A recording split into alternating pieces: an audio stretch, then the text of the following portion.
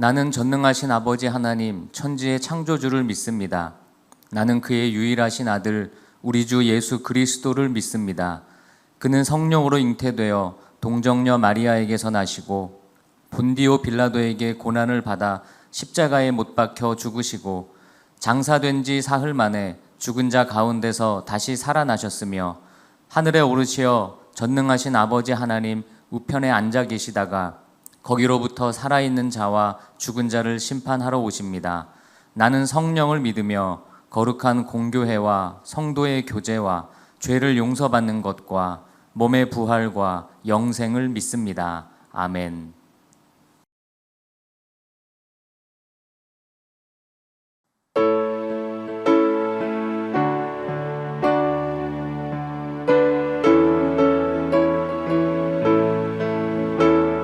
주님 약속하신 말씀 위에서 영원토록 주를 찬송하리라. 소리 높여 주께 영광 돌리며 약속 믿고 굳게 서리라. 굳게 서리 영원하신 말씀 위에 굳게 서리.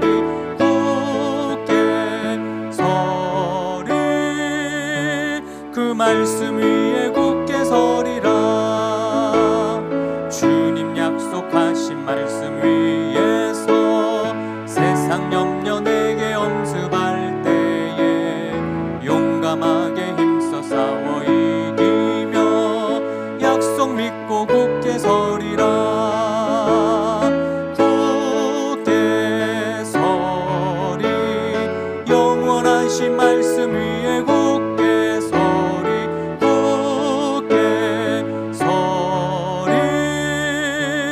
그 말씀 위에 굳게 서리라.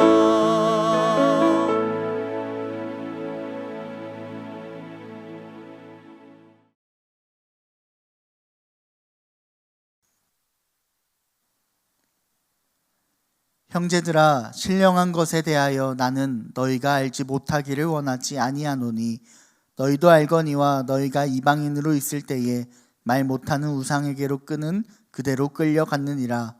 그러므로 내가 너희에게 알리노니 하나님의 영으로 말하는 자는 누구든지 예수를 저주할 자라 하지 아니하고 또 성령으로 아니하고는 누구든지 예수를 주시라 할 수 없느니라.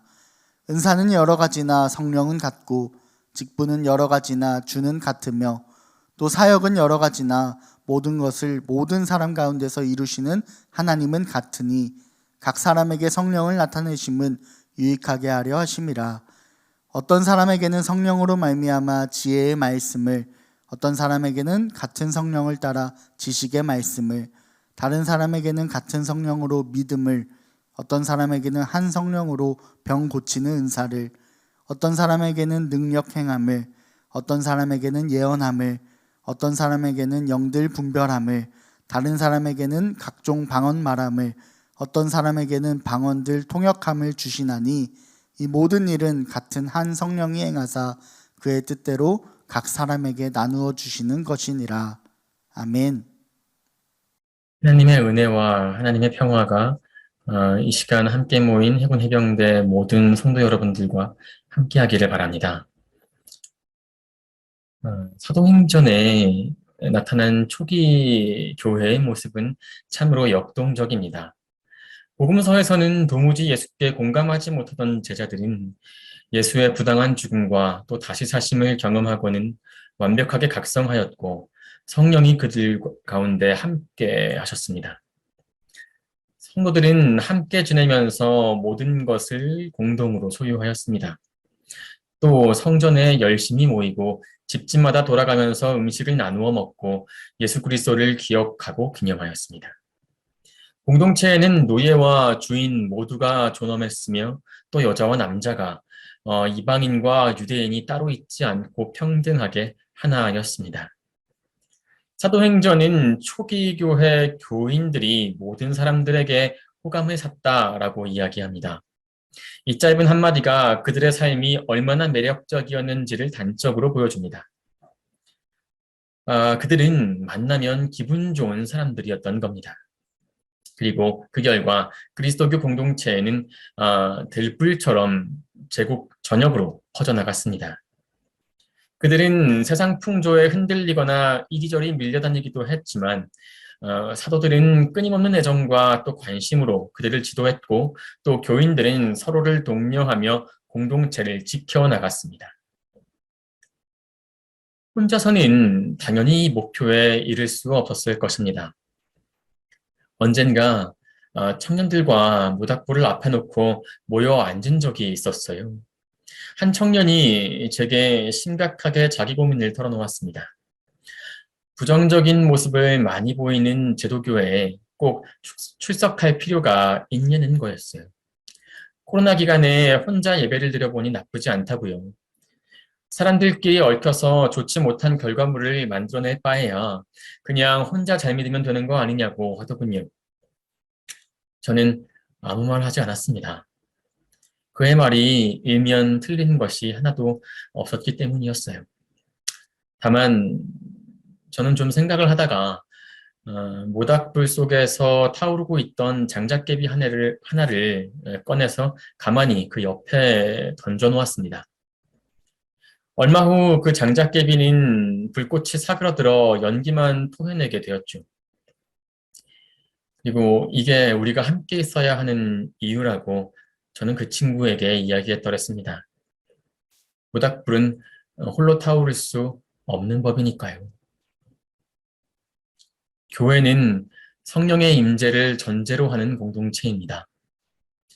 성령의 현존 속에서만 교회는 교회입니다. 성령은 우리를 하나의 교회로 묶습니다. 우리들의 다양한 예배와 또 수많은 친교와 봉사를 하나로 이어주는 것은 바로 성령의 감화와 감동입니다. 성령이 떠난 교회는 타고 남은 잿더미처럼 죽은 공동체입니다. 우리는 수많은 경계선 속에 살아갑니다. 대한민국은 수도권과 비수도권으로 나누어져 있고 또 수도권도 서울과 위성도시로 또 서울도 강북과 강남으로 나뉘죠. 또 향유하는 문화의 질과 또 생활 방식의 차이, 사고 방식의 차이, 세대 간의 차이, 신앙하는 이념의 차이, 또 성별 간의 차이 등 사람들 사이에는 메워지지 않을 것 같은 수많은 경계선들이 존재하죠. 그것은 사회에 수많은 갈등을 야기하기도 합니다. 해군 해병대 교회로 모인 우리도 각자의 병과와 직별이 다르고 또 소속된 부대가 다르고 모이는 교회 또한 다릅니다. 계급이 다르고 처한 환경이 다릅니다. 과연 그런 우리는 하나여야 할까요? 우리는 자기 구역 속에 있는 사람들과 함께 살아가는 일에는 익숙하지만 다른 구역에 살아가는 사람들에 대해서는 낯설어합니다. 이것이 어쩔 수 없는 현실이라고 많은 이들은 너와 나 사이에 그어진 경계선을 지키는 삶을 선택합니다. 경계선을 지키는 삶이 신사적이어 보일 수는 있겠지만 하나가 되기 위해서는 그 이상의 무엇이 필요하겠죠. 예수께서는 훨씬 더 옛날에 그러한 사회적 장벽과 경계선을 가로지르며 사셨습니다. 유대인들이 혐오에 맞지 않던 사마리아로 들어가는 것을 서슴없이 하셨으며 갈릴리를 건너 이방 땅으로 건너가는 것도 서슴지 않으셨어요. 사회의 질서 아래 수많은 차별 속에 살아가는 사람들과도 서스럼없이 만나셨습니다. 그런 예수를 차별받고 혐오의 대상이며 기피의 대상이었던 수많은 이들은 그런 예수를 좋아했습니다. 법과 제도 앞에서 만민이 평등하다고들 하지만 우리 모두가 알다시피 이 세상에는 특권을 누리는 사람들과 또 차별을 받는 사람들이 분명히 있습니다. 우리 교회 안에도 마찬가지일 수 있고요. 또 교회 간에도 격차는 존재합니다. 그러나 성령 안에서 교회는 법도 없애지 못하는 일체의 특권과 차별이 잠시 그 힘을 잃어버리는 곳이어야 합니다. 모두가 한 주님을 모시는 존귀한 사람으로 동등하게 대접받아야 합니다. 성령이 우리 가운데 오시면 제일 먼저 특권을 누리던 사람들이 섬기는 사람으로 변화됩니다. 바울 사도는 공동체의 덕을 세우기 위해서 자기가 누릴 수 있는 일체의 권리를 포기할 수 있다고 말했습니다. 성령의 능력 안에 있는 교회는 서로를 낯선 자로 여기지 않고 귀중한 하나님의 은사를 가지고 우리 곁에 있는 하나님의 사자로 인정합니다. 우리는 어느 누구도 완전하지 않습니다. 그래서 누군가의 도움을 받으며 살아가야 합니다. 우리는 끼리끼리 모이는 것을 좋아합니다. 성정도 비슷하고 또 취미도 비슷하고 생활 수준도 비슷한 사람들이라야 불편함을 느끼지 않기 때문입니다. 하지만 우리는 나와 다른 사람과 만나야 이전에 보지 못하던 세계를 볼 수 있습니다. 영적인 일에서도 마찬가지입니다. 성령의 능력 안에서 살아가는 우리는 누구나 다 은사를 받은 사람들입니다. 그런데 우리가 알아야 할 것이 있습니다. 은사는 스스로 만족하라고 주신 것이 아니라 남을 위해 받은 것이라는 사실 말입니다. 병을 고치는 은사를 받은 사람은 그 은사를 병든 이들을 위해 사용해야 합니다. 또 가르치는 은사를 받은 사람도 가르치는 일에 그 은사를 사용해야 합니다. 찬양의 은사를 받은 사람도 하나님을 찬양하는 일에 그 은사를 사용해야 합니다. 신앙 공동체 속에서 우리가 활용해야 하는 은사는 신령한 기쁨을 줍니다. 우리의 수고가 돈으로 환산되지 않고 온전히 형제자매의 영적 성숙을 위해 사용된다는 것은 정말 신명나는 일이죠. 다양한 성도와 교회가 함께 모여 신앙생활을 할 때 갈등이 없을 수 없습니다. 그런 때일수록 우리가 잊지 말아야 할 것은 그는 나의 신앙적 또 인격적 성숙을 위해 하나님으로부터 받은 소중한 은사를 받은 사람이라는 사실입니다. 우리가 그처럼 형제자매들을 대할 때 우리는 진실한 신앙적 권고를 할 수도 있고 또 그런 권고를 감사함으로 또 그리고 겸손하게 받아들일 수도 있습니다. 성령의 능력 안에 있는 교회는 확대된 가족 공동체입니다. 우리 사랑의 범주가 혈연으로서 가족에 갇히지 않는다는 말입니다. 사도 바울은 오네시모를 위해 그의 옛 주인이었던 빌레몬에게 몇 가지 부탁의 말을 담은 편지를 보냅니다. 나를 대하듯 그를 대해달라. 그의 빚을 내 앞으로 돌려달라. 그를 받아들임으로 내게 호의를 베풀어달라. 예수님도 말씀하셨습니다. 하나님의 뜻을 행하는 사람들이 나의 어머니이고 나의 형제이고 자매라고 말입니다. 성도들은 서로를 형제로서 자매로서 사랑해야 합니다. 아니, 성령이 우리 가운데 오시면 우리는 그런 사랑을 할 수밖에 없습니다. 사람은 어떤 경우에도 고립된 개체일 수 없습니다. 우리는 누군가의 덕분에 살아갑니다. 그 고마움을 아는 사람이 성숙한 사람입니다. 그런데 우리가 일상 속에서 만나는 모든 사람들은 다 고마운 사람일 수 있습니다. 특히 신앙 공동체 속에서 만나는 사람들은 더욱더 그러합니다. 우리는 서로를 섬기고 영적으로 성숙시키라고 하나님께로부터 소중한 은사를 받은 사람들입니다. 예수를 머리로 둔 우리는 그래서 그리스도의 하나의 몸입니다. 하나 된 교회입니다. 어떤 역할을 받았는지는 각자가 다르지만 우리는 공동의 목표를 가지고 있습니다. 그것은 신앙 공동체를 사랑의 터 위에 아름답게 세우는 일입니다. 그래서 세상이 차갑기만 하다고 느끼는 사람들에게 참 멋진 삶의 길을 보여주는 일입니다.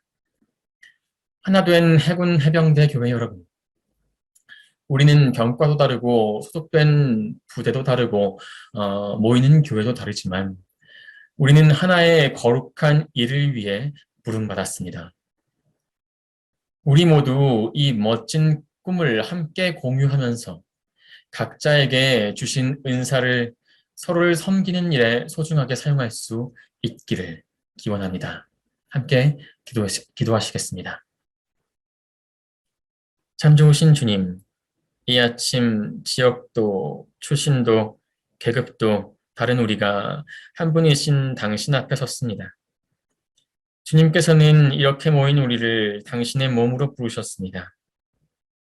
주님, 우리가 당신의 눈과 귀가 되어 또 손과 발이 되어 각자의 자리에서 당신의 뜻을 당신이 사랑하시는 대한민국 해군과 해병대에 올바로 구현하는 교회가 될 수 있도록 해주십시오.